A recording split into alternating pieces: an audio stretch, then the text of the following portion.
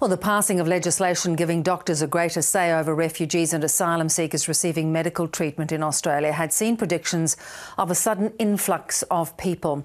In Indonesia, there are around 14,000 refugees living in the country. Most have formal refugee status but have waited years for resettlement in a third country.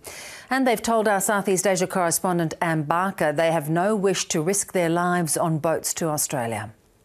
There are 2,500 refugees in this town alone, about 2 hours south of Jakarta. They know nothing about any change of law in Australia. The refugees here that I've spoken to know nothing about any plan to reopen the Christmas Island detention centre.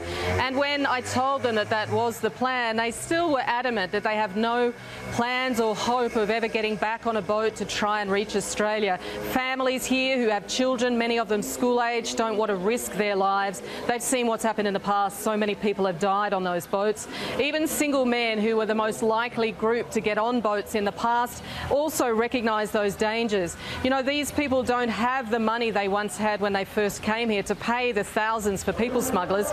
And one refugee I spoke to, Khalil Paiz, says people smugglers aren't even active here at the moment. Here, no, I haven't heard anything from people smuggler, because their boat is not moving and everybody is just busy with their own lives. So if there are people smugglers as well, they are low profile at the moment.